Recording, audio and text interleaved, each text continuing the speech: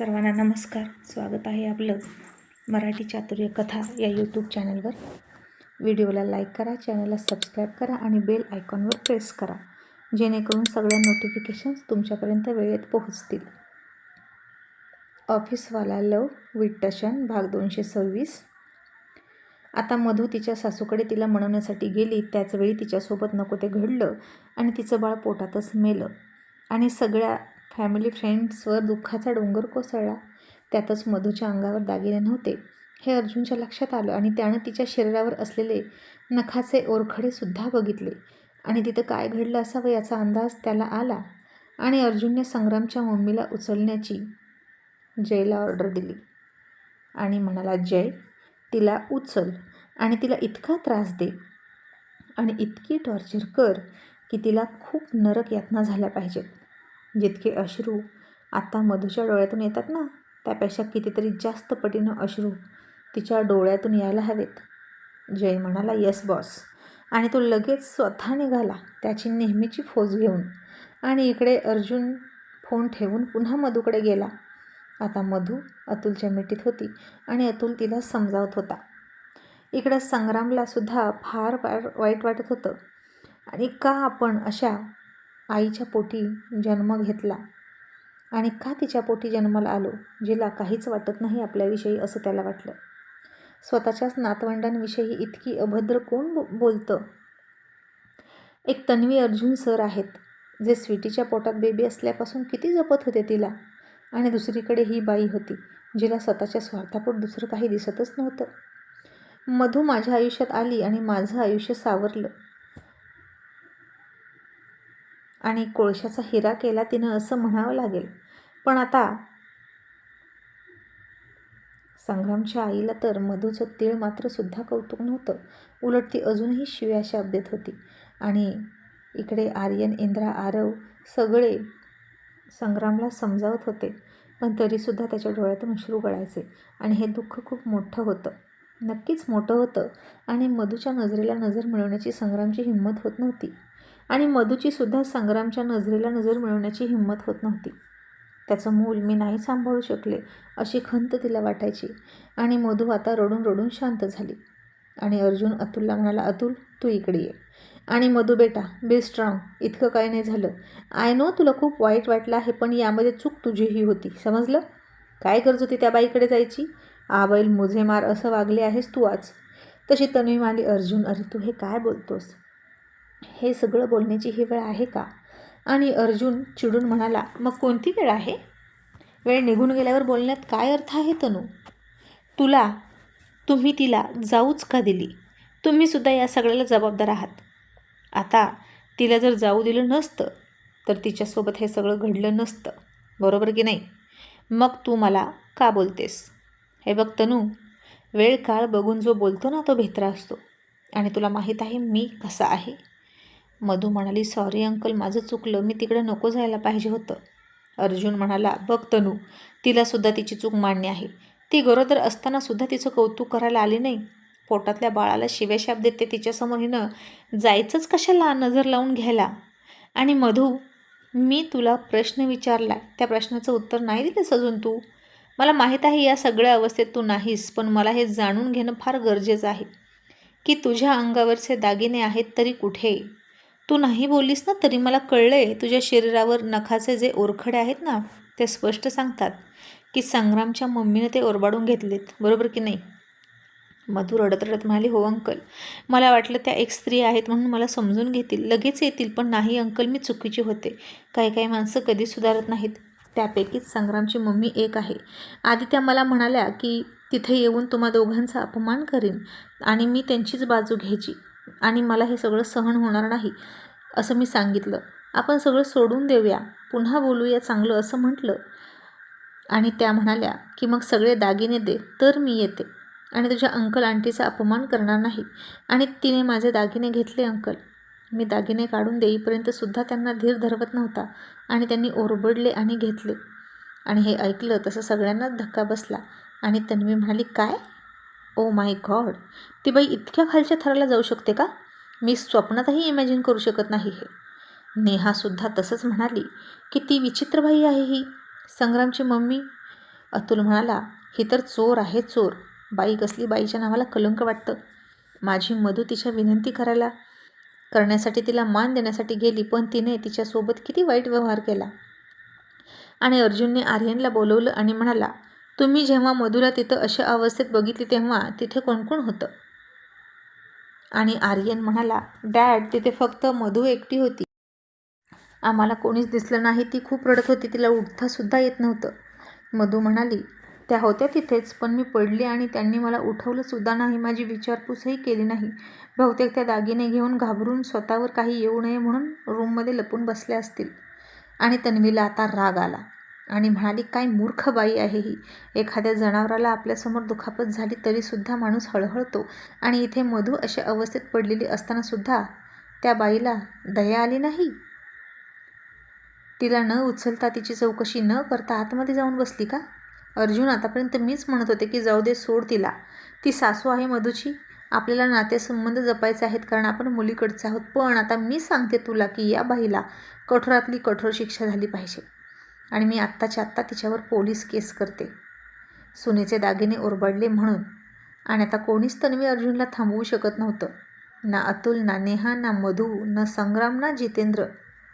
नाही ना, कारण या बाईला शिक्षा झालीच पाहिजे. ती जे वागली ते खूप खूप विचित्र होतं. माणुसकीला काळिमा फासणारं होतं आणि लालचीपणाचा कळस होता. आणि तन्वी पोलीस स्टेशनमध्ये फोन लावला आणि म्हणाली, hello inspector, Tanvi Desai speaking, आत्ताच्या आत्ता हॉस्पिटलमध्ये या. इन्स्पेक्टर खुर्चीतून उभा राहिले आणि म्हणाले, येस मॅडम, पण काय झालं? तन्वी म्हणाली, तुम्ही इथे आलात की तुम्हाला सगळं संपेल, प्लीज लवकर या. इन्स्पेक्टर म्हणाले, येस मॅडम, आणि ते लगेच आले. आणि तन्वी म्हणाली, मधूच्या सासूविरोधात आम्हाला केस करायची आहे. तुम्ही ती लिहून घ्या, ती सही करेल. आणि आता तन्वीनं सगळं लिहिलं, सांगितलं आणि डोमेस्टिक व्हायलन्स, घरगुती अत्याचार विरोधात तक्रार केली. मधूला सही करायला लावली आणि दागिने ओरबडले आणि सगळे निशाण दाखवले, पंचनामा केला. आणि पोलीस म्हणाले, ओके मॅडम, आता यांना कोणीच वाचवू शकत नाही. आम्ही आत्ताच्या आत्ता यांना ताब्यात घेतो. तसा अर्जुन म्हणाला, वेट इन्स्पेक्टर, ती तुमच्याकडे येईल, पण सध्या माझी माणसं तिला उचलत आहेत. कारण आधी तिला शिक्षा मी देणार माझ्या पद्धतीनं आणि मग कायद्यानं जी काही शिक्षा होईल ती भोगत राहील. आणि इन्स्पेक्टर म्हणाले, ओके सर, नो प्रॉब्लेम. आणि अशा प्रकारे इन्स्पेक्टर केस घेऊन निवांत पोलीस स्टेशनमध्ये जाऊन बसले. आणि आता इकडे मधूची सासू, काहीच खबर नव्हती तिला की मधू सोबत काय झालं वगैरे. फोन करून कोणाला विचारावं इतकीही तिला माणुसकी दाखवली नाही तिनं.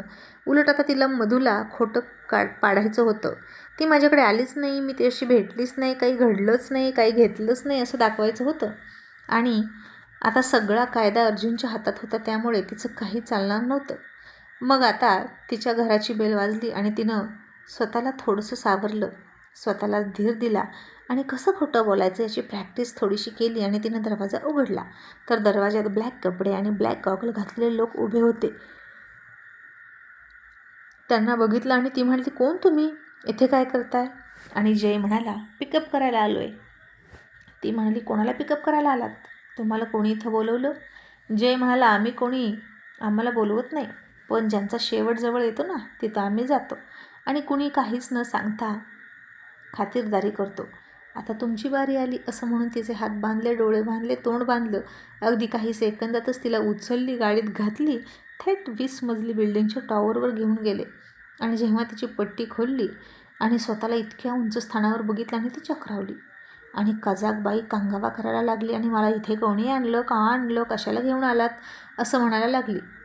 आणि आता असल्या कांगाव्याची सवय नसलेले जय आणि जयचे साथीदार म्हणाले, ओ माय गॉड, काय बाई आहे ती? आणि जयनं इशारा केला, पुन्हा तिचं तोंड बांधलं, तिची बोलती बंद करून टाकली. आणि बॉस येईपर्यंत हिला अशीच ठेवा, अजिबात खोलू नका तोंड, असं जय म्हणाला. आणि आता अर्जुन मी आलोच म्हणून तिथून निघाला. इतक्यात अतुल मागे पळाला आणि म्हणाला, सर तुम्ही कुठे निघालात? आणि अर्जुन पाठीमागे वळून अतुलला म्हणाला, will you shut up please? तुमच्या सगळ्यांमुळे सगळ्यांकडे बघून मी गप्प बसलो आहे आजपर्यंत. मला ती बाई अजिबात म्हणजे अजिबात आवडत नाही, तरीसुद्धा मी खपवून घेतली. तनू तिला प्रत्येक फंक्शनमध्ये निमंत्रण द्यायची, तरीसुद्धा मी शांत राहिलो. पण आता मी गप्प बसणार नाही आणि कुणीही मध्ये मध्ये करायचं नाही, गॉट इट? असं म्हणून अर्जुननं अतुलवर डोळे वाटारले. अतुल बिचारा मागं सरकला. थोडा घाबरला होता, नरम दिल होता तो, घाबरट होता. अर्जुनसारखा निर्धाड छातीच्या आणि वाघाचं काळीज असलेला नव्हता. त्याला तर फक्त लोकांना हसवायला जमतं आणि कोणाला दुखवायचं झालं तर फक्त बायकोला दुखावतो, पण फक्त थोडंसं, जास्त अजिबात नाही. पिहू आणि मधूला तर त्यानं तळहाताच्या फोडासारखं जपलं होतं, अगदी अगदी फुलासारखं. त्याच्या पऱ्या होत्या त्या. नेहा त्या मुलींना ओरडायची, पण अतुल अजिबात ओरडत नव्हता. उलट नेहाच्या रागापासून मुलींना वाचवायचा.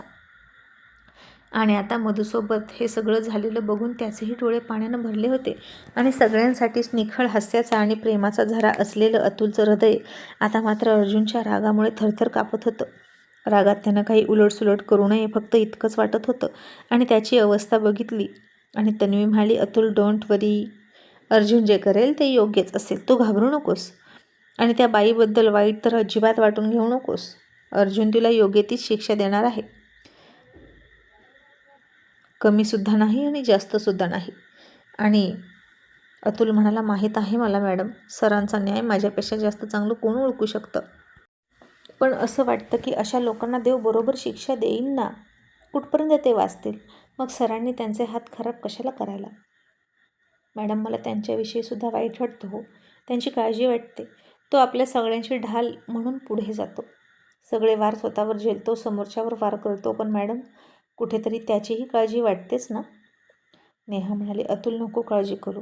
अरे नरदमन आणि राक्षसांचा सर्वनाश करण्यासाठी देवाला सुद्धा अवतार घ्यावे लागतात. आणि या अवतारामध्ये राक्षसासोबत देवानं सुद्धा वाईट कृत्य केलं किंवा त्यांना शिक्षा केली म्हणून त्यांना काही होत नसतं. उलट सगळेजण त्याला पूजतात आणि अर्जुन सर अशा नराधमांना शिक्षाच करतात. आणि अशा लोकांचा जन्म सगळ्यांना न्याय देण्यासाठीच झालेला आहे. तू काळजी करू नकोस, असं म्हणून नेहानं अतुलला समजवलं.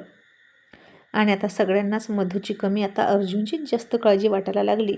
आणि तिथून गुपचूप गुपचूप आर्यन सटकला आणि अर्जुनच्या पाठीमागे गेला. आणि त्याही अर्धी अर्जुन तिथे निघाला होता.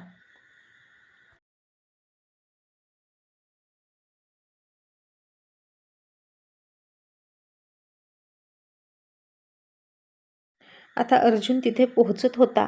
एका हाताची मूठ बंद केली होती, पायावर पाय टाकले होते आणि तो गाडीमध्ये डोळे झाकून ती मूठ गालाला लावून शांत शांत बसला होता.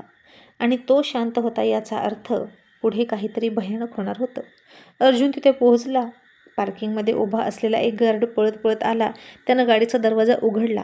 दुसऱ्या गार्डनं लिफ्टचा दरवाजा उघडला आणि त्याच्यासोबत लिफ्टमध्ये चढला आणि अर्जुनला वर घेऊन गेला पूर्ण प्रोटेक्शनमध्ये. आणि तिथेसुद्धा वर गेल्यानंतर तिथल्या एका गार्डनं लिफ्टचा दरवाजा उघडला. त्याच्यासोबत आलेला गार्ड लिफ्ट जवळच उभा राहिला आणि तिथला गार्ड अर्जुनसोबत पुढे चालायला लागला. म्हणजे टप्प्याटप्प्यावर असेच गार्ड होते आणि ते तिथपर्यंतच अर्जुनला सोबत करत होते. आणि अर्जुन मात्र ताड ताड ताड ताड पावलं टाकत बूट वाजवत तिकडं निघाला होता. आणि त्याच्या पावलांची गती आणि आवाज सांगत होता की तो किती चिडलाय. आणि जय लगेच म्हणाला, बॉस आले, बी अटेन्शन. तसे सगळेच गार्ड हात पाठीमागे बांधून अटेन्शन मोडमध्ये उभा राहिले. आणि ही वेंधळी मूर्ख लालची बाई डोळे बांधलेल्या अवस्थेत होती आणि तिचं तोंडही बांधलं होतं. अर्जुनला ती बाई आहे म्हणून तिच्यावर दयामायासुद्धा येणार नव्हती, कारण तिने मधूवर दयामाया दाखवली नव्हती, एक स्त्री आहे म्हणून. आणि अर्जुन त्याच्या समोरच्या खुर्चीत बसला, पुन्हा पायावर पाय टाकले, एका हाताने मूठ झाकली, तशीच गळाला लावून तिच्याकडे फार रोखून बघत होता.